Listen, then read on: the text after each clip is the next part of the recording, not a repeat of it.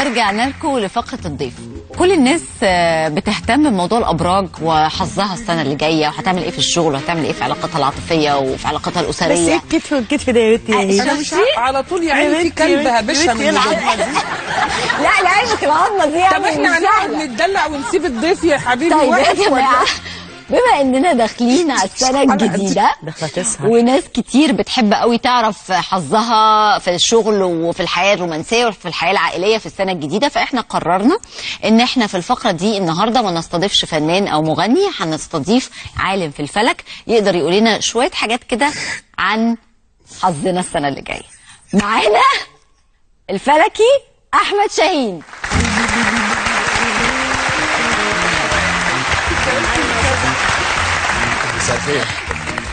اهلا وسهلا. اهلا بيك. منورنا. ميرسي. دايما بتوع الفلك كده بيتنبؤوا بحاجات، يقول لك ومع السنه القادمه سوف يموت المشاهير وينتهي حكم المماليك ويبدا حكم الايوبيين. توقعات بقى. ايوه وبصراحه يعني ساعات في حاجات بيقولوها كلها، في حاجات بتحصل. انت متوقع ايه المشاهير او المعروفين، مش لازم فنانين بس، مين يموت، مين يعيش، مين يتفوق، مين يتألق؟ يعني عادي. قول. طبعا بالنسبه للسنه الجديده التوقعات، في توقعات شخصيه وفي توقعات على المستوى السياسي الاقتصادي الاجتماعي، اضافه لتوقعات الابراج اللي هي الصفات.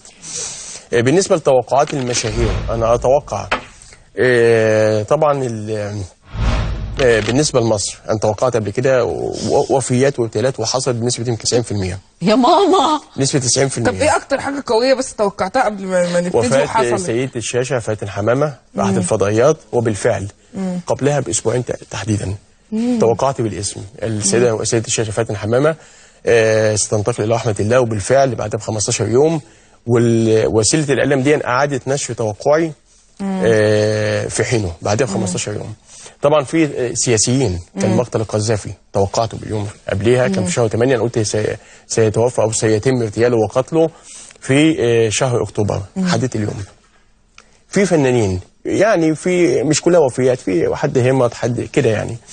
طبعا توقعت الفتره القادمه ان في وفيات لبعض العاملين بالوسط الفنانين، يعني الوسط الفني، اضافه لبعض الشخصيات المشاهير في مجالات اخرى. كان من ضمن التوقعات اللي انا توقعتها كان او توقعات الوفيات من سعيد صالح، من المهندس علي حسنين، سعيد توبيك مؤخرا. انت جبت الوسط الفني كله على الارض. انا لا مش كلهم، لا عنده 90% لا مش كلهم، انا فعلا ده مثبته. طب مين قلته وما توفاش؟ ما كنت لسه هقولها بقى، انا بعترف بيها. طبعا كان في الرئيس الاسبق حسني مبارك، توقعته يعني حقيقه لكنه لم يتحقق وأراد الله يعني. انا اجتهدت وخلاص، لكن انا بعترف لا ما هو ده علم، ده اجتهاد. لا مش حكايه نفسي، لان كل اللي بيطلع بيقول لي طب انت توقعت كذا كذا كذا، طب ايه رايك في مبارك؟ فانا بعترف ان فعلا التوقع دون ما حصلش، لسه ليه عمر في الدنيا بالظبط كده. ميعاده ما جاش. اصلا اما انا بقول انا مجتهد، عشان كده انا بقول انا مجتهد. اذا اخطات فليه اجر، واذا اصبت فليه اجران، لان ده علم تجريبي، دي توقعات دلالات فلكيه، منها بشوف ده هيحصل كذا كذا كذا. لكن الناس مركزه مع احمد شاهين بخصوص الوفيات لانها حاجه يعني اولا نسبه الاصابه يعني مش 100% لكن عاليه على مستوى العالم. طب خش بقى على 2016. نسبه الاصابه عندك عاليه.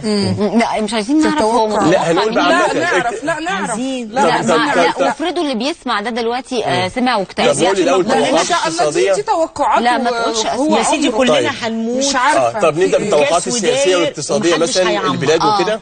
طيب اضافه طبعا توقعات الابراج. ابرز الاحداث كرم مش عندك في الاحداث او انا النبي مش عندك في الاحداث والله نفسي بس يقول عندكم حاجات كويسه في المهنه والعمل. طب الحمد لله. انا باينه عندك شيماء. لا باينه القانون ما فيهوش زينه. الفلك ما فيهوش شيماء. ما فيهوش الفلك ما فيهوش شيماء. طبعا بدايه من 2014 و2015 هم 3-4 عوام متصلين، واحنا في نفس الوقت متصلين بالعالم، مش هنقدر ننفصل عنهم. صح. 2014 2015 2016 2017 2018 الاربع سنين دول بداوا من 2014 حتى 2018 بعتبرهم سنه واحده لمصر والدول العربيه. الحرب على داعش، لان السمه المميزه للمنطقه الحرب على داعش بدات في عاصفه الحزم في اليمن، ودي توقعتها وقلت ان داعش الجيش المصري سيدخل في ليبيا، وبالفعل السنه الجديده 2016 عاصفه الحزم ستنتقل من ليبيا الى سوريا. سنشهد ذهاب بعض كتائب ووحدات الجيش المصري الى سوريا، دي نبوءات قديمه برضه اضافه لتوقعاتي، من اجل الانضمام للتحالف الروسي. روسيا موجوده هناك، الصين هتنضم، فرنسا بالفعل بتعمل طلعات، امريكا هتخش بذريعه، تركيا هتخش العراق وهتخش سوريا. هنلاقي الجيش المصري سيرسل بعض وحداته وكتائبه هناك، فهنلاقي ان العمليه اللي غالبه او اللي مسيطره على المنطقه هي الحرب على داعش، عاصفه الحزم. فطبعا ده للاسف هيأثر على الداخل سواء مصر والدول العربيه، هيأثر على الاقتصاد، يعني ما اضحكش عليكم الاقتصاد يعني مش اقل من المتوسط. السياحه ستظل يعني ضعيفه للاسف. لا لازم اكون صريح، ما في ناس بيقول لك ما تتشائمش، قلت لهم لا انا لازم احذر الناس. يعني ما ادفنش راسي في النعام، لازم اقول عشان احذر. وبالفعل يعني احنا الفتره اللي جايه داخلين في حرب مشتركه مع دول مساعده في حرب داعش وعندهم سوريا. انا بسميها الحرب العالميه الثالثه لان في قوه عظمى بالفعل في روسيا. بالنسبه للعالم احنا احسن حالا من العالم. نحن احسن حالا من العالم. يعني بالنسبه مثلا للولايات المتحده، الانتخابات الامريكيه متوقعه من فتره، وما زلت متوقعه ان في انتخابات سيكون طرفها جيب بوش وهيلاري كلينتون. بوش تاني؟ جيب بوش. ما هي عيله بقى عماله تورد من ايام بوش كينيدي. جيب بوش وهيلاري كلينتون سيكون طرفها، وستفوز هيلاري كلينتون، وستكون المتوقع الكلام ده اول امراه تتولى رئاسه الولايات المتحده الامريكيه، وستكون على يدها نهايه امريكا. ان شاء الله. دي نبوات بجد هتتولى ويبقى على يديها نهايه الولايات المتحده الامريكيه. ده عايزين نروح بقى نزور امريكا بسرعه قبل ما يجيبوا دوراتها. بالنسبه يعني بالنسبه للسنه الجديده احنا احسن حالا رغم كل ده اللي هيحصل ده، اللي احنا احسن ربنا حافظنا ان شاء الله. احنا الحمد لله بالظبط، كنت لسه اقول لك في العمليات الارهابيه اللي في المانيا انا توقعتها وما زلت متوقعه، في عمليات ارهابيه ايضا السنه الجديده. اسبانيا تحديدا عايزين نحط عيننا عليها. ضاعت اسبانيا يا هيدي، حطيتي رجلك في اسبانيا جبتي اجلها. اسبانيا مش هنروح اسبانيا يا بنات. اسبانيا وايطاليا والنرويج كمان. ايطاليا حتى في كاتالونيا، اقليم كاتالونيا اللي منفصل هيطلع بمظاهرات السنه الجديده. بتهزر؟ وهينفصلوا فعلا؟ ينفصلوا؟ لا مش ينفصلوا، بس هيطلعوا بمظاهرات. عمليات ارهابيه ولا عمليات ارهابيه اللي في باريس دي؟ لا، انهيار اقتصادي اولا على مستوى العالم. الانهيار يحدث لليورو الاوروبي، سينخفض بعدها باسبوع اسبوعين، ده على مسؤوليتي. سينهار الدولار الامريكي من اجل اصدار، بالظبط كده، من اجل اصدار ايه بقى؟ في حاجه اسمها الدينار الذهبي العالمي الموحد. هم دلوقتي احنا بنسمع عن زي اسلحه الجيل الخامس، بنسمع عن مؤامره اللي هم عايزين النظام العالمي الموحد، العمله حكومه موحده، ديانه موحده. كان بدايتها الامم المتحده، دي حكومه عالميه. فاحنا هينهار الدولار وينهار اليورو ويتنهار جميع العملات من اجل اصدار الدينار الذهبي اللي هو اللي بيسموه الاسود، اللي هي بطول الذهب، لان العملات اللي احنا بنستعملها دي تعتبر ورق ملوش اي قيمه، بيضحكوا بيه علينا خالص. ده ورق مرتبط بحاجات سندات او حاجه، لكن الاساس الذهب. فالدينار الذهبي دون سيعتمد عليه مستوى العالم. بالنسبه لي دورة الألعاب الأولمبية أعتقد هتبقى في ريو دي جانيرو البرازيل 2016. ممكن في أمطار غزيرة وفي يعني مش هناخد أي كاس ولا أي حاجة خالص في الكرة 2016 تحديدا. لا ما فيش أمل ولا اللي بعدها. لا أنا بسأل وأنا عارفة. بالنسبة للعراق متوقع رئيس الوزراء العراقي حيدر العبادي هيختفي من العراق تماما. في الامير فيليب اللي هو زوج الملكه اليزابيث هيحصل له عرض صحي. متوقع بقى مين بقى اللي هيبقى ملك بريطانيا؟ طبعا الملكه اليزابيث هتتنحى. الملكه اليزابيث تتنحى. الله ينور عليك. ولا هنري؟ لا تمام، لا ويليام صح. تشارلز هيحكم لفتره قصيره جدا. تمام، هتبقى اسوأ فتره لانه هيبقى ديكتاتور فظيع وسيلغي جميع القوانين، هيبقى فظيع. الناس يعني هيطلق عليه دكتاتور فظيع. دي 2016 هتبقى زحمه قوي. ما انا قلت لحضرتك الفتره تبدا من 2014 حتى 2016. الحوادث كلها بنشهدها دلوقتي جذورها من 2014. يعني منطقه داعش بدات 2014 مش عارف ايه 2014 العمليات الارهابيه. يعني ويليام هيتولى بعد كده بس هيبقى ملك رحيم. هو ملك دلوقتي، ملك المملكه المتحده حتى يأذن الله. ونائبه هيبقى هاري. اخوه صح؟ تقريبا بس المعلومه دي طب ما صحيحه نرجع يعني بقى شوية قليلين اللي بيعرفوا المعلومه دي. نرجع هو ويليام للفنانين. ماري تشارلز. قول لنا بقى لا احنا توقعات عايزين كمان الفنانين. طبعا بعد توقعات عايزين الفنانين تقول توقعات لنا الابراج الفنانين. بقى قول لنا. في طيب السريع. طب في توقعات تانية مهمة يعني على الساحة متهيألي العالمية؟ دول ما هو ما في احنا يعني وصلنا خلاص للكورة. كفايه كده. بالنسبه لاسبانيا، بالنسبه للسياسه ظهور الجناح اليميني، يعني اليمين لا هتنهار يعني اسبانيا تختفي ولا ايه؟ انت عايزاه تختفي من على وجه طب قول لنا الفنانين وسيبهم هم يتخانقوا. طيب بالنسبه ندخل الفنانين. ندخل للفنانين. طبعا الفنانين على التابلت ده احنا يعني معديين، انما بقيه العالم على الورق كده.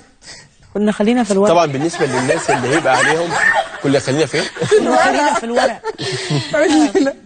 اتلخبطت كده لما لا قول لنا لا دي توقعات انا فعلا. قول لنا انتصار هيحصل لها ايه طيب؟ بس انا بسجلها، بستخدم التكنولوجيا يعني. طيب انتصار طبعا بالنسبه لمحمد رمضان هيكون يعني النجم محمد رمضان جميل. النجم ممثله سطعا من ضمن الناس النجوم اللي للاسف يعني في منحدر شويه النجم احمد السقا. اللي فيهم ايه؟ في منحدر يعني يعني الحظ متعسر شويه. من الناس اللي هتختفي خالص النجم احمد حلمي.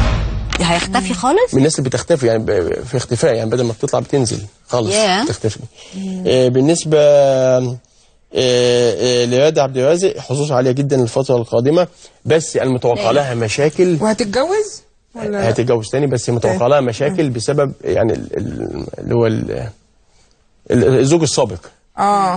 اللي هو الموضوع السابق اللي اتسجن يعني. اللي اتسجن محمد فؤاد ده لسه هيكمل في حياتها مشاكل فدون هيعمل لها هي النجمة عالي، بس فجأة هيقف بسبب الموضوع ده. هيأثر عليها جامد، وده بداية قفولها. ده هيأثر، هيتدخل عليها في حياتها. ده باين من البيت، ده باين من البيت السابع بتاعها. في شيرين عبد الوهاب. جميلة.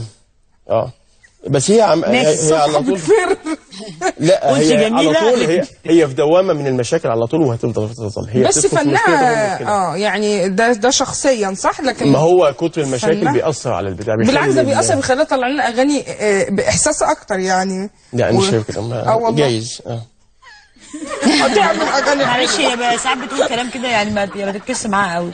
ازاي عندها مشاكل وركبت مشاكل وازاي هتطلع فن؟ ان شيرين الفنانه الجميله انت لما تيجي تطلعي وتتجوزي وقالك بيتاخدوا منك بيكتبوا لها اغاني وبتروح تغنيها. انت عارفه ان هي لما اتجوزت بالعكس اتهموها ان هي ما بقتش تغني الاغاني الحزينه بنفس الاحساس، واول ما انفصلت عن جوزها رجعت بألبوم عياط واحتفت السنين. طب كمل لنا مين تاني؟ كمل لنا. في النجم السوري جمال سليمان في عقبات والفترة القادمة لكنه سيتجاوزها. عامة في مصر الوضع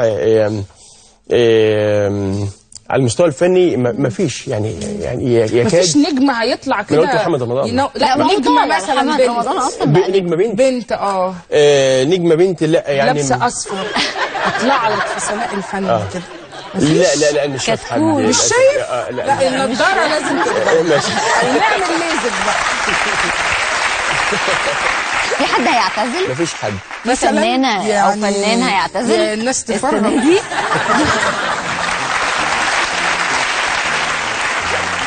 احنا في نهايه الفقره استفدنا جدا جدا جدا من حضرتك، وكل سنه وانت طيب، وميرسي قوي. خلصت حلقتنا وتصبحوا على خير.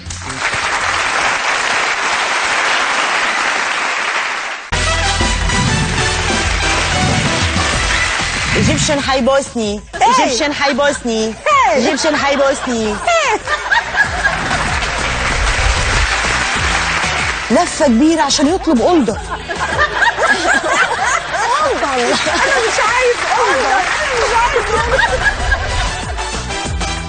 غل ايه بتبص لنا ليه؟ غيره. هنغير من العظم ده بأمارة ايه؟ العظم ده هنغير منه ليه؟ ده لما امك بريئه قوي كده وكويسه ونسمه سبتيها ليه؟ يا جحده يا هدره يا قاسيه يا وحشه يا هايدي. عايزين نكته يا عم. يا بنتي هتعرف تقول نكته في الجو ده ولا توترت؟ طب ممكن لا الفنان ما يتوترش ومرقص شويه. انا مش عارف ارد على مين.